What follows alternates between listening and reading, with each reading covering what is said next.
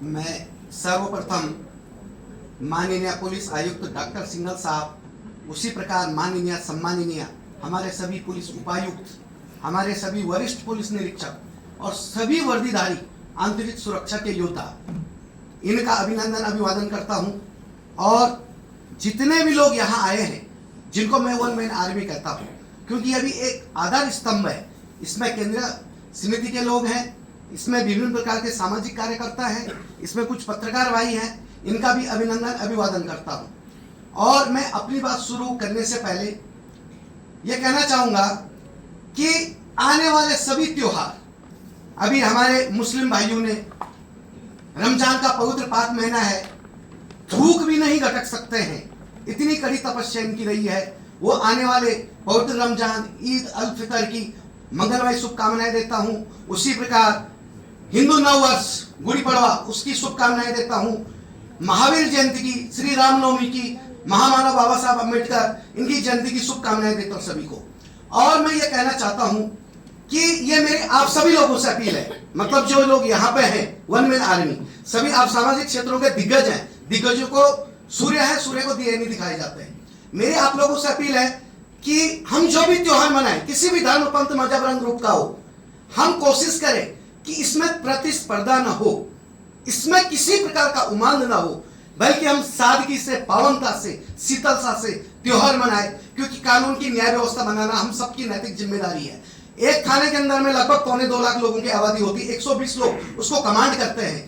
तो पुलिस कोई चमत्कार नहीं, कोई जादू की छड़ी नहीं है। ये हमारी भी नैतिक जिम्मेदारी होती है कि हमारे अड़ोस पड़ोस में, परिसर में कहीं गलत होता है तो उसकी रोकथाम हम करें। हमें वर्दी की जरूरत नहीं, हम स्वयं संवैधानिक होता है।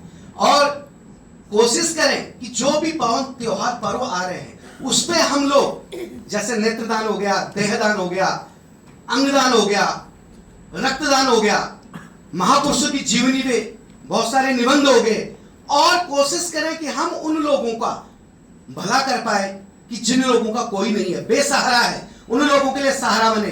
क्योंकि हमारे त्योहार में यही सिखाते हैं कि हम किसी न किसी का भला करें, कोशिश करें कि, और नशा मुक्ति, जिसकी वजह से हमारा नागपुर धीरे धीरे ये कैंसर नासूर रूपी जकड़ में आ रहा है, उसको रोकने के लिए कोशिश करें कि आप लोगों को सभी लोग फॉलो करते हैं, हम लोगों को लोग फॉलो करते, युवा, तो जहां भी हमारी नमाज हो, हमारी आरती हो, हमारी प्रार्थनाएं हो, तो वहां पे जब युवा लोग रहते हैं, बच्चे रहते हैं, वो किसी गलत मार्ग में न जाए। हम कोशिश करें कि आप मान्यवर लोग उनको मार्गदर्शन करें। महीने में कम से कम 2 बार हम लोग कोशिश करें कि हम लोग अपने नजदीकी थाने वालों से, बीट चौकी वालों से समन्वय बना के उन युवाओं को मार्ग में लाने की कोशिश करें।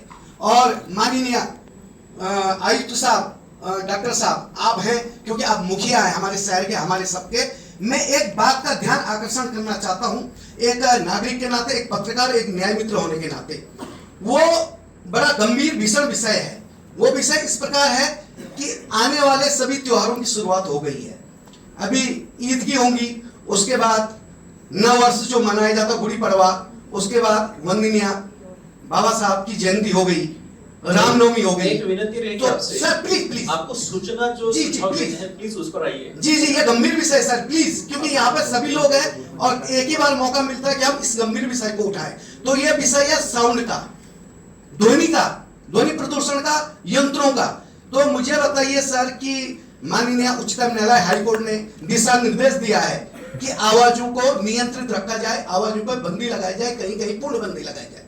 तो मुझे बताइए कि क्या हम इस पे क्या नियोजन हम लोग कर सकते हैं, क्योंकि सभी त्योहारों पे सबकी आस्था का सवाल होता है। और क्या होता है बहुत बार आयोजकों का, पुलिस प्रशासन से, सामाजिक कार्यकर्ताओं का, जनप्रतिनिधियों का, कि आपस में संबंध में कहीं टकराट ना आए, क्योंकि कहीं ना कहीं ये प्रदूषण बजेंगे। हम तो कहते हैं वाद्य यंत्र बजाओ, लेकिन जब छोटे छोटे प्रोग्राम होते हैं तो उसमें वाद्य यंत्र बजाना बड़ा नामुमकिन है, क्योंकि 40, 50, 60 हजार के वो वाद्य यंत्र आते हैं। तो छोटे छोटे स्लम क्षेत्रों में तो मुश्किल है ये। तो ये जो भीषण समस्या है, इससे हम कैसे पार पाएंगे, इस पे क्या माननीय उच्चतम न्यायालय पुनर्विचार करेगा, या माननीय पुलिस आयुक्त साहब की तरफ से, आप सभी लोगों की तरफ से कोई हलफनामा होगा, क्योंकि यह भीषण समस्या है, ये छोटी बात नहीं है। और अब वैसे भी हम लोग अभी भीषण युद्ध के उस पे हैं, हमें तो फरिश्ता बनना है सबके लिए। हवा पानी जिस तरह आती है, किसी की जाति धर्म पंथ मजहब नहीं पूछती, सबका भला करती, हमें भी सबका भला करना है।